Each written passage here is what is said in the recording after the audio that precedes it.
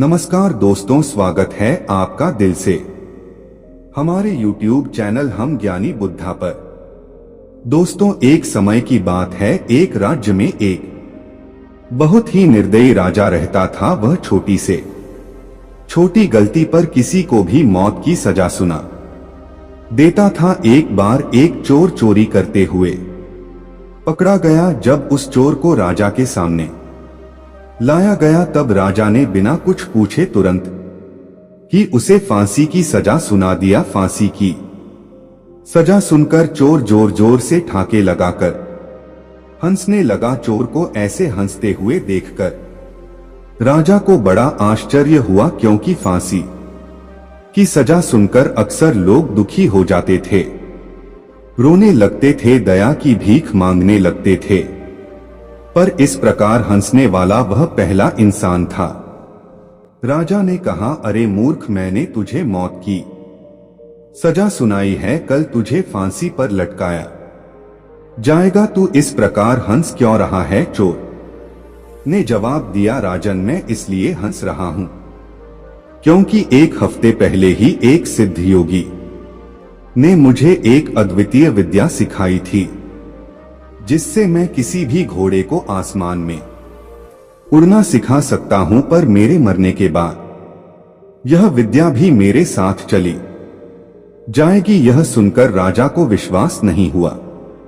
उसने चोर से कहा, अगर तुम मेरे घोड़े को आसमान में उड़ना सिखा देते हो तो मैं तुम्हें माफ कर दूंगा और तुम्हें इतना धन दूंगा कि तुम्हें जीवन में कभी भी चोरी करने की आवश्यकता नहीं पड़ेगी। चोर ने कहा, जी महाराज, मैं आपके घोड़े को उड़ने वाला घोड़ा तो बना दूंगा, पर इस विद्या में 1 साल का समय लगेगा। यह सुनकर राजा ने कहा, अगर तुम 1 साल के अंदर मेरे घोड़े को उड़ना नहीं सिखा पाए तो मैं तुम्हें बहुत दर्दनाक मौत दूंगा। चोर ने कहा, जी महाराज, पर मेरी एक शर्त है, आने वाले इस 1 साल तक मेरे परिवार को पर्याप्त खाना, कपड़ा और जरूरत की सभी चीजें दिया जाए, ताकि मैं अपने काम में ही पूरी तरह फोकस कर सकूं। राजा मान गया और चोर को आजाद कर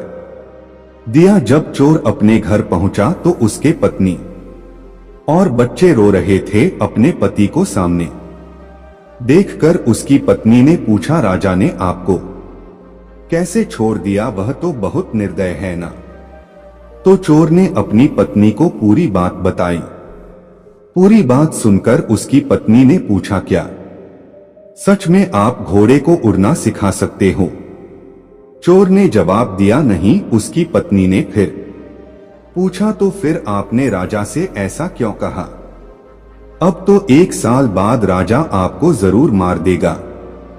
यह सुनकर चोर ने बड़े प्यार से कहा, मेरी प्यारी धर्मपत्नी, थोड़ा सकारात्मक बनो। देखो, राजा मुझे आज ही मारने वाला था, लेकिन अब मेरे पास जीने के लिए 1 और साल है। मुझे आने वाले इस 1 साल में 3 संभावनाएं नजर आती हैं। पहला, क्या पता मैं खुद ही किसी बीमारी या दुर्घटना से मर जाऊं। दूसरा, क्या पता राजा या उसका घोड़ा मर जाए, क्योंकि दोनों बूढ़े हो चुके हैं। तीसरा, जब राजा के हाथों मरना है तो क्यों ना 1 साल बाद ही मरूं। मुझे सभी संभावनाएं स्वीकार है। अब धीरे धीरे समय बीतने लगा। 11 महीने बीत जाने के बाद चोर भी घबराने लगा। अब वह रोज ईश्वर से प्रार्थना करने लगा कि हे ईश्वर, मेरी रक्षा करो, अब से मैं जीवन में कभी भी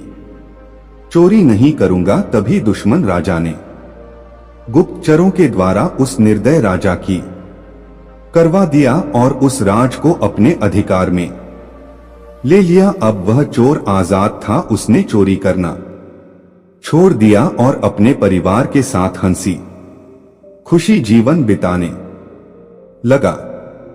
दोस्तों, भविष्य अनिश्चित है। जीवन में कोई नहीं जानता कि उसका आने वाला समय कैसा होगा। इसलिए जब भी बुरा समय आए तो हमेशा याद रखना कि यह भी एक समय ही है।